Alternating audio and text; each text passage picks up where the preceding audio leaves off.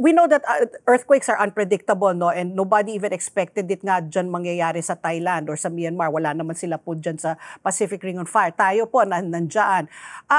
Yun ho ba ay nakikita nyo bang palapit na ho ba? Meron na ba ho talagang senyales na dapat na po talaga tayo ay mag-isip-isip ng itong mga pagre-retrofit, paghahanda po na hinug na po talaga yung the big one? What happened there in Myanmar that we can... Yung nangyari sa Myanmar, ay talagang may fault naman po talaga. So yung Pacific Ring of Fire, patungkol lang po yan sa mga pagkakaroon ng lindol, pagsabog ng bulkan sa paligid ng Pacific Ocean.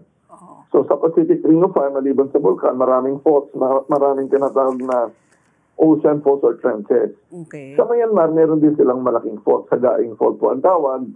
At even ang Thailand, meron din mga faults yan, pero mas kakaunti sa Pilipinas.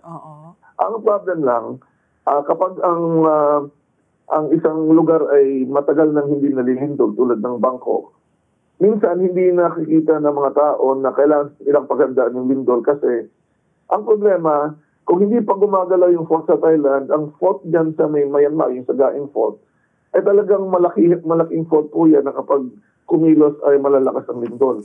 Delikado po ang mga matataas na gusali kapag malayo ang lindol at kapag malapit ang lindol ang mas delikado, maikli mga gusali. Gusto ko lang po kayong bigyan ng analogy. Okay po. Kung meron kayong taong kagalit at gusto niyong yugyugin yung tao, mas madaling niyo mayugyog ang pandak na tao at magaan na tao. So baga sa building, mas madaling mapagalaw ang maikli at magaang building.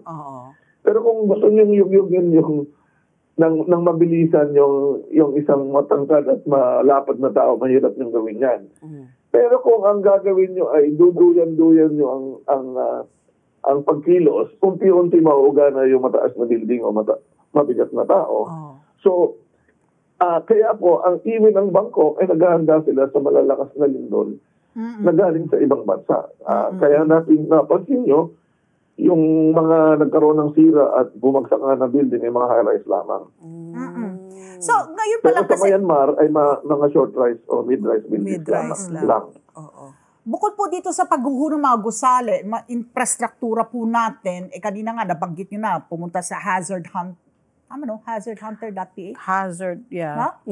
Para doon kung kayo ay nakatira, kung gaano kayo kalayo sa fault line, at kung kayo ay nakatira sa landslide-prone area, landslides, yung mga nakatira po sa mga baybayin living along the coastlines na yung threat naman po ng tsunami following an earthquake. Ito po ay mahalaga din na pagtuunan ng pansin ng ating pamahalaan.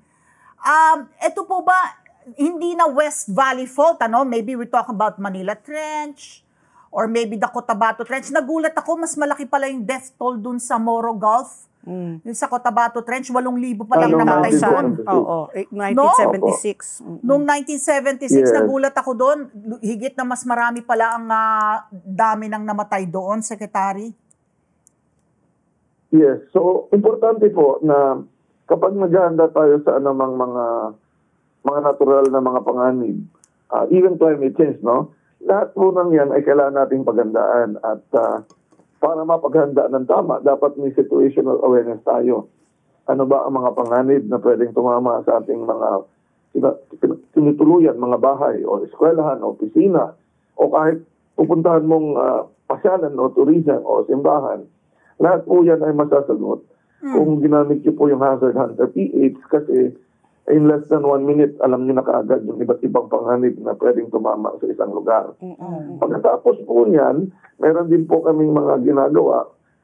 Yung how safe is my house questionnaire nga, kung lumindol ba, ay masisira ba itong aking bahay. So with that, meron na kayong imagination ng panganib at epekto. Pati rin sa mga baha, kung gaano kataas, So yung tinatawag kong disaster imagination, malalaman mo na, posible ito mangyari, anong gagawin ko para hindi ako maapektuhan? At yan po ay ginagawa nga natin sa DOST upang mabigyan ng awareness kung ano ang panganib at risgo at siyempre, yung mga posibleng mga solutions na gagawin. Importante po kasi na pagdating sa mga large-scale disasters like earthquakes, whole of society po ang approach. Yes. Pero gagawin ng gobyerno, may gagawin ng local government, private sector, at siyempre, tayo bilang mamamayan. Let's get together. Sunnet 25. Sunnet 25.